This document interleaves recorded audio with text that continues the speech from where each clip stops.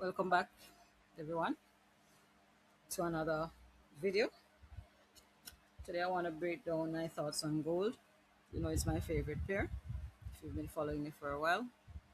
And yeah, gold has, I believe, been doing everything else except what everybody thinks it should be doing. But as I always say, we trade what we see, not what we want to see. And so we trade the setups as they come, right? So starting on the monthly time frame, if we juxtapose this against silver, gold has been bullish for quite a while now. And then we had this big jolt to the 5,600 mark, and then price retraced. And I believe that retracement is possibly over. I'm not seeing anything to indicate that we are seeing any seasonal shift in price direction, and there's no structure to support bearish movement as yet fully. There's nothing that supports the idea of long-term bearishness, right? So even from this monthly perspective, we can still say that gold is bullish, right? On silver, it filled this fair value gap about 60% or so. There's no gap over here on gold. On the Aussie dollar, there, there was it wasn't the same gap at the same time, but there's a gap here that was filled, right?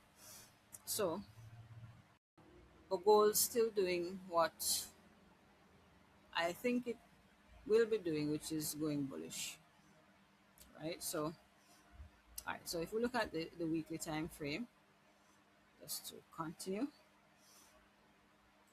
right, so if we notice how this week opened, we had a sweep of the previous week's low, and here we have a failure sweep, right? So we already have indication of price going higher. This is an inducement, so this is liquidity that can be taken right here. All right, so we have a wick instead of a gap. That's clear inducement, right? So that could be our target for the week if it gets there this week. And yeah, still anticipating bullishness from gold, right?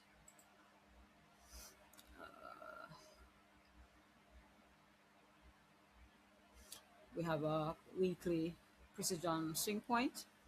So if we notice with the swing point, we also had a cracking correlation here. So the swing point was swept on the Aussie dollar while it failed on gold, right? So open your eyes to all the possible cracks in correlation that show themselves as price unfolds. It is important because it does give you confluence for your directional bias. So in other words, I'm telling you how to find your directional bias, right? So that supports our idea of price continuing higher. If we go to the daily time frame, right, so that's our inducement high from the monthly time frame. That's our cracking correlation on the weekly as well as here. All right, so this opening that created this gap for this week is a huge indication of higher prices because price swept liquidity lower. We anticipate higher prices, right? Basic logic. And we had that reversal with that weekly precision swing point, and the highs look like clear targets to me. But if we bear in mind the fact that this was a failure swing, so price created this high, failed to trade above it, gave us the retracement, and in giving us that retracement, we price traded into this breaker block here. It would be seen as a breaker block. So the last um, up candle before that move up, or down candle before the move up. Sorry. So price rejected from that area. Whether we want to call it a supply or a demand zone or order block or a breaker block, there was a gap in there, and lots happening inside of here. Price swept this low, so liquidity swept, and as we saw from the monthly time frame, there's not much to support lower prices.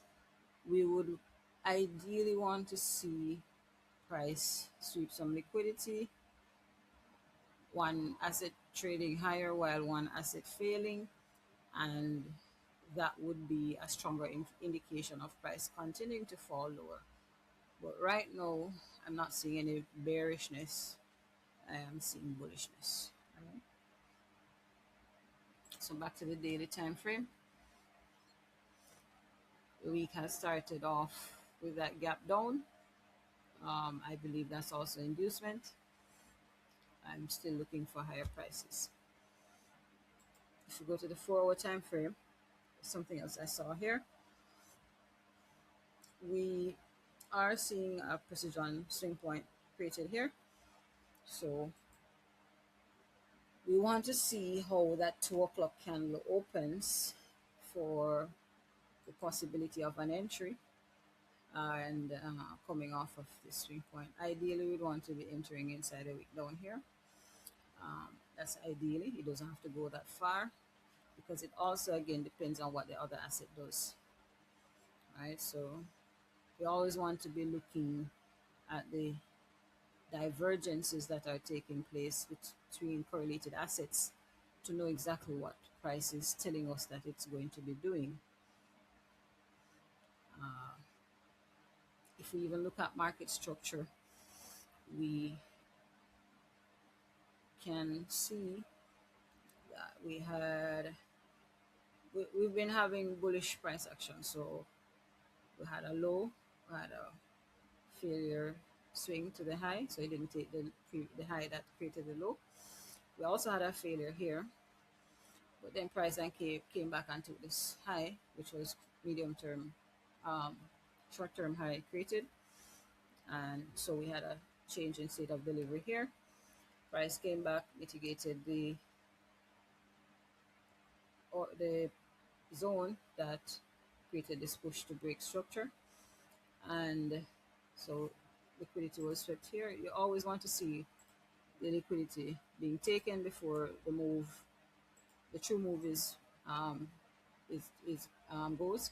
So then we have that push to the high, and then we had a retracement. So we have bullish price action in terms of market structure so far. Those highs taken, retracement back into the zone that created the push to take the high, and the liquidity taken was here, right there. Always important to look for that. We have another breaking structure, and as we noted with the opening of this week's candle, all the liquidity here was swept. So again, we're looking for price to break those highs, coming into possibility gap or even higher. All right. So even though this simple logic can tell us what really is happening, and a lot of people who trade order blocks, just order blocks alone or supply and demand zones alone, would have been looking at this area to say, all right, price should reject from or give us an entry from there. But look at what it did. It took the area as liquidity, right? So be very, very careful. Right? So yeah, very much bullish. I'll be looking for an entry somewhere in here. Let's go to the 15-minute time frame. There's that huge gap to be filled. It may not fill it entirely in the next hour or two, but maybe we get that retracement to give us an entry to go higher. Target can be that high from the daily if we're holding for the rest of the week, if we're trading in the weekly range, or if we're trading that 4 hour range, it is still the high that is closest. So still logical to be looking at that high. But we know how price can be manipulative, and as such, and if you look again, you always look for that inducement leg, right? So that's the inducement, and the liquidity was also swept. Yeah, so yeah, a lot of inducement. So price fill the gap, and then price has to put everybody that was long here. So definitely higher prices. Okay, so go back to the 15-minute time frame or even the 5-minute time frame. Ideally, I'd want to see a deeper pullback, maybe into the gap here. There's a gap here, maybe even this zone. This zone also swept liquidity, which was right here, right? This one failed to do the same. So lots of confluences to tell us that price will be going higher, right? Just break things down as best as you can in terms of what you're seeing. Be patient in waiting for your entry. You want to be getting the more accurate entry, as little drawdown as possible, and you want to be getting a good return on your entry point, right? And what your risk is. So, I mean, catching the spirit trade will be a decent trade.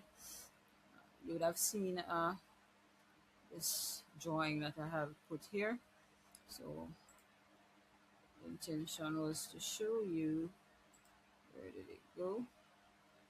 It disappeared. Let's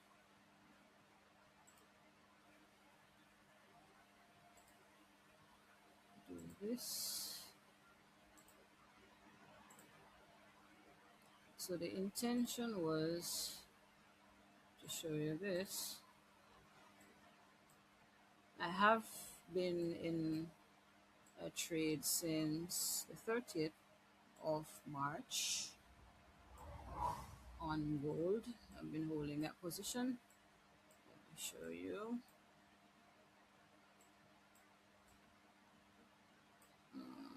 Let's do that and that. I just want to show you the entry. So let's shrink this a little bit more. Right, so the reversal took place the last week in March in terms of the larger picture, and I got in right here the 30th, which is right here. So my entry was in that candle somewhere in the week, and I can go back over that and give you a breakdown as to why I took an entry there, and I've been holding since. So I'm looking for a second entry now to continue that move to the highs, right? So yeah, that was clean, and yeah, still holding. Right? So while I'm having holding for the long play, I'm also looking for another entry to continue to trade in that direction, right? Right, so I hope this video was insightful. And of course, if you have any questions or comments, you can leave those in the comment section of this video. And I look forward to speaking to you again soon. All right, cheers and take care.